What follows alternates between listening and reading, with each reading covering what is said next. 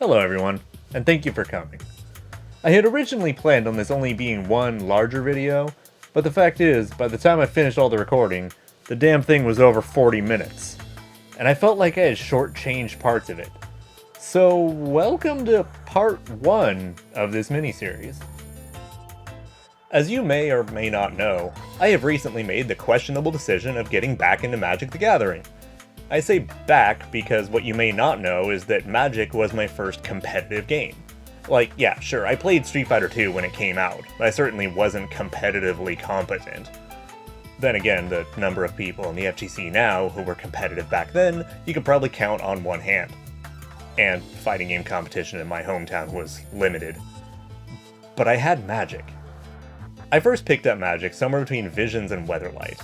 My broke ass was also buying packs of Homelands, Chronicles, Fallen Empires. But I went to a Tempest pre-release event. And this was 1997. To put this into perspective, that means I played Magic before Symphony of the Night came out in North America. I played Magic before I played Mary. I played for several years, and I deeply loved Tempest and Urza's blocks. Mercadian sucked, but I have a weird soft spot for Nemesis and Prophecy. I kept playing through Invasion and Odyssey blocks until the start of the first Mirrodin block. When I started, I played Type 2, which is what Standard was called at the time. Yeah, I called it Type 2. I had a 6-digit DCI number. This was more than 25 years ago. I have lost to Necropotence in Type 2. I have played White Weenie. Prosperous Bloom is one of the coolest fucking decks ever. But then sometime around then, my cards got stolen, and I quit. I then came back in 2009, played pretty goddamn well competitively. I played exclusively in Standard. This was the era when Jace the Mind Sculptor was warping formats. I was running blue, red, green Destructive Force. It wasn't even called Teamer yet. There might be some foreshadowing here. And then I quit again. I had to decide between the upcoming Marvel 3 or keeping up with Magic. You probably know how that one shook out. Hell, some of you might even remember. The interesting thing, though, was how I was able to apply MTG lessons to fighting games, like resource management and combat decisions. As time has gone on, with FGC experience, QA experience, and the memories from Magic the Gathering, I keep seeing more and more overlap between fighting games and Magic, as well as finding more and more people within the FGC who play Magic, or are at least interested in picking it up. And so I want to talk about it. But rather than simply saying Magic and fighting games are similar because blank, I want to talk about the colors of Magic and gameplay design. Now, the color pie explanation has been done to death, especially on YouTube. But what about translating it to FGC terms? What if I could explain mechanics, colors and color identity, some of the archetypes, using FGC stuff as parallels? Well, here we are. Before we begin, let me give a brief explanation of what the color pie is. The color pie is the name given to the 5 colors of Magic and how they interact with each other. Each color on this wheel, this pie, has 2 friendly colors, its nearest neighbors, and 2 enemy colors, the ones across from it. Each color has things it specializes in and things it isn't as good at, and many of these things will overlap with their friendly colors. For example, blue and white both have a lot of control elements. White and green both like to make token armies. Green and red like to punch faces, etc., etc. There tend to be subtle differences in how they handle those tasks, as you'll see. Beyond monocolor, each possible 2-color pair has a name, named after a guild within the lore, and each 3-color combination has a name and a term. The shards are the friendly trios based around the lore of one particular universe within Magic, and the wedges, which are named after other clans in another Magic universe. Oh, yeah, Magic is multi-dimensional, like Marvel's What If on steroids. Each dimension, or plane as they're called, has distinct thematic differences. Don't think about that too much right now. There are a few instances of 4 and 5 color, but I'm not going to dwell too much on them. 5 color is literally just kind of everything, and 4 color has kind of weird problems. You know what? Here, some links in the description for if you want to see why 4-color sucks, and another link from the same creator on possible ways to make it suck less. Honestly, just really cool videos on the topic. Go check them out. Each monocolor has its own strengths and weaknesses, as well as overarching themes. But when you get into the 2 and 3 color sets, you really start seeing a lot more detail and specific flavor.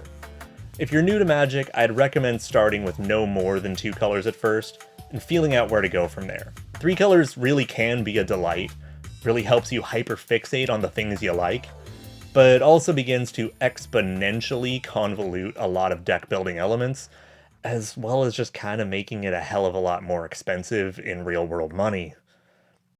In the interest of this, today we will only be covering monocolor. This will set a strong groundwork for future videos when we can talk about 2 and 3 colors and see why they shine so much. And while I would rather start with white, the way Magic formatting does, it's easier to see what I mean with red, so that's where we'll be starting for now. Red is the color of hold forward and press buttons. Red would love to just be plus on block, because that means it gets to hold forward and mash harder. It hits fast, it hits often. It doesn't understand blocking, because the best defense is a good offense, or something. Red comes out swinging like round starts in Marvel 2. Marvel 2 Magneto, all flavors Wolverine, Smash Bros. Melee Fox, and like fucking a third of the cast of Guilty Gear are all pretty much good candidates for red. Red players probably prefer Marvel and anime games, and they don't really care about them good ol' honest footsies. Sometimes, hell, they'll even gamble on RNG for a chance at bigger, dumber damage. In short, red wants to kill you before you even have a chance to fight back. If you're a dedicated rushdown player, red might be the right home for you.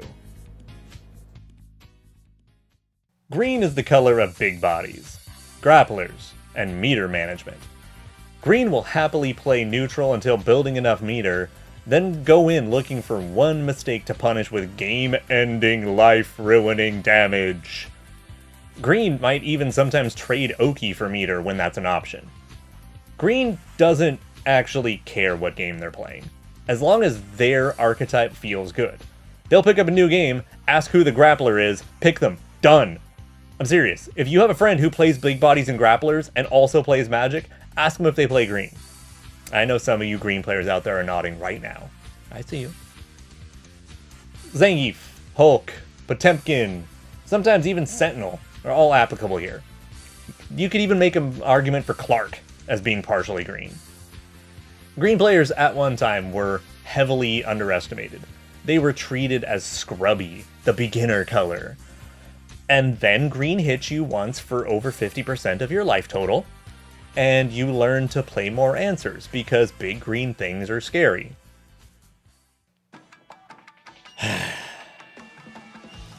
White is the color of footsies and turtling.